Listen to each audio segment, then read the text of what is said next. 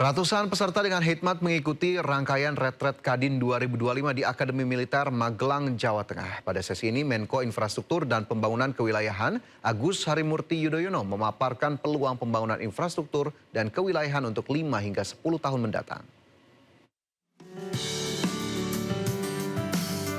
Menko Infrastruktur dan Pembangunan Kewilayahan Agus Harimurti Yudhoyono mendorong peserta retret Kadin 2025 untuk memanfaatkan sejumlah peluang guna menghadirkan kesejahteraan bagi masyarakat Indonesia. Dengan kapasitas dan jaringan luas yang dimiliki, pengusaha diharapkan mampu menghadirkan investasi yang menjadi elemen penting pertumbuhan ekonomi. Hal ini disampaikan saat memaparkan peluang pembangunan infrastruktur dan kewilayahan untuk 5 hingga 10 tahun mendatang pada retret Kadin 2025 di Lembah Tidar, Magelang, Jawa Tengah.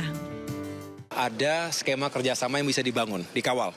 Pemerintah dan badan usaha. Pemerintah dengan dunia usaha ini harus dekat.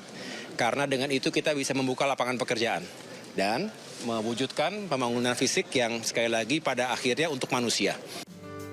Ketua Umum Kadin Indonesia, Anindya Bakri, juga mengapresiasi kinerja pemerintah dalam meningkatkan daya saing nasional melalui pembangunan infrastruktur. Peluang ini menjadi momentum bagi sektor swasta di bawah Kadin Indonesia untuk turut hadir membangun bangsa. Fokus daripada Kadin ialah bagaimana meningkatkan daya saing. Dan untuk daya saing itu dibutuhkan infrastruktur yang sangat kuat, yang di bawah koordinasi Pak Menko. Nah, kami melihat dengan infrastruktur yang baik, tentu kita bisa mendorong perdagangan, investasi untuk lebih banyak lagi. Kadin Indonesia menegaskan siap berkolaborasi dengan pemerintah, termasuk mendorong industrialisasi dan hilirisasi di berbagai daerah untuk mempercepat pemerataan pembangunan dan kesejahteraan.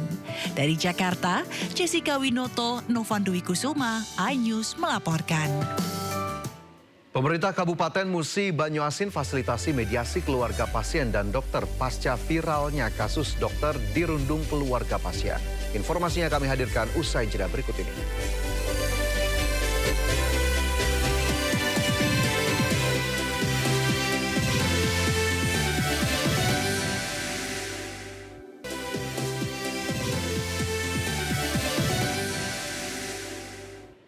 Kembali bersama kami di Sindo Siang, pemirsa, sidang dengan terdakwa artis Nikita Mirzani menyorot perhatian publik. Beberapa kali digelar, suasana sidang diwarnai kegaduhan.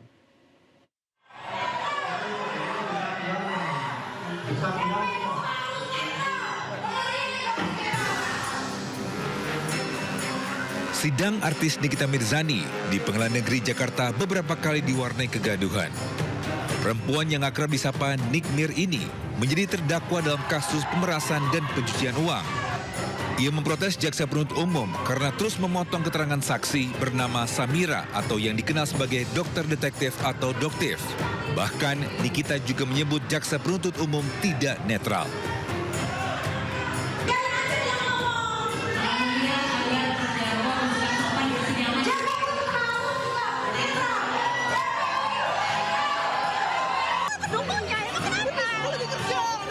Aksi Nikita mendapat reaksi dari para pendukungnya yang memenuhi ruang sidang.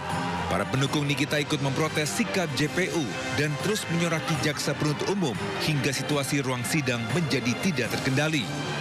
Bahkan sejumlah pendukung Nikita sampai terjatuh di ruang sidang. Polisi yang mengamankan jalannya sidang mengevakuasi pendukung Nikita yang terjatuh.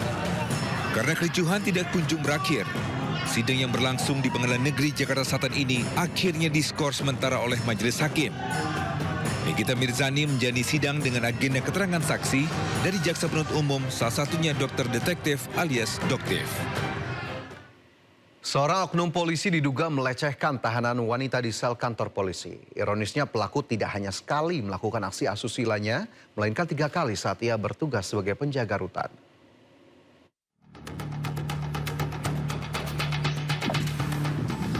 Oknum polisi Bribka M harus mendekam di penjara karena melecehkan seorang tahanan wanita.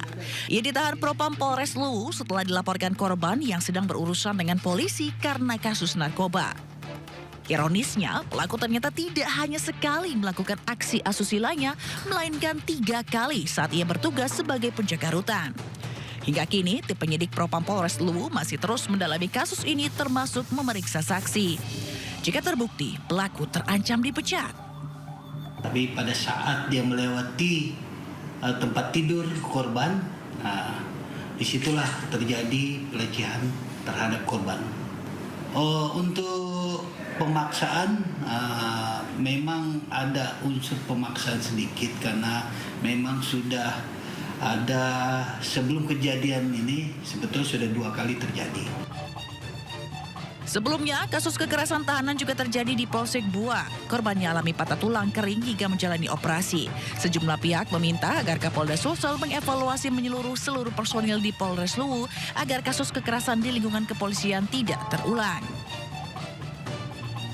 Dari Kabupaten Luwu, Sulawesi Selatan, Nasruddin Rubak, iNews melaporkan.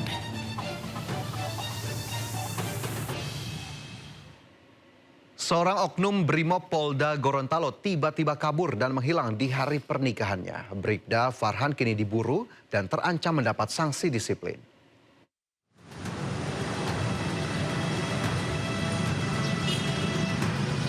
Satuan Brimob Polda Gorontalo membentuk tim untuk mencari keberadaan Bribda Farhan Mayu usai menghilang di hari akad nikahnya pada Sabtu 9 Agustus 2025 lalu. Dan saat Brimob Polda Gorontalo, Kombes Pol Danu Waspodo mengatakan sudah mendapatkan info Bribda Farhan melarikan diri ke wilayah Palu, Sulawesi Tengah. Kombes Danu mengungkapkan anggotanya itu kabur di acara pernikahan karena masalah mental. Padahal sebelumnya Bribda Farhan bersama calon istrinya Sukmawati Rahman menjalani sidang BP4R atau Badan Pembantu Penasihat Perkawinan, Perceraian dan Rujuk yang dilaksanakan Satuan Brimob kepada setiap anggota yang akan menikah. Ini hanya murni masalah mental, masalah mental anggota. Ini bukan masalah institusi. Institusi sudah bekerja dengan baik, sudah memprosedur. Ini hanya masalah mental anggota. Jadi tidak ada kaitan dengan institusi. Tapi tetap kita bertanggung jawab pada anggota kita untuk mempertanggungjawabkan. Kaburnya Bribda Farhan saat ijab kabul membuat keluarga mempelai wanita harus merasakan kenyataan pahit. Bahkan ibunda mempelai wanita sampai pingsan, merasakan dipermalukan. Sukmawati dan keluarga telah melaporkan Bribda Farhan ke Bid Propam Polda Gorontalo. Dari Gorontalo, Nur Faizi Lahasan, iNews melaporkan. Setiap Senin sampai Jumat jam 6 sore di Sindonews TV. Isu terhangat sepekan terakhir. Ketujuh Republik Indonesia, Joko Widodo menduga ada agenda politik besar. Polisi merilis merek beras premium yang diduga dia. Rangkuman berita viral. Sekolah rakyat gratis. Sangka kasus dugaan korupsi tata kelola minyak mentah. Sopir truk di Subang, Jawa Barat melakukan aksi mogok kerja. Temukan semua informasinya di Top Issue setiap Sabtu dan Minggu di Sindonews TV. Apresiasi tertinggi bagi inspiratif otomotif di Indonesia. Dimeriahkan oleh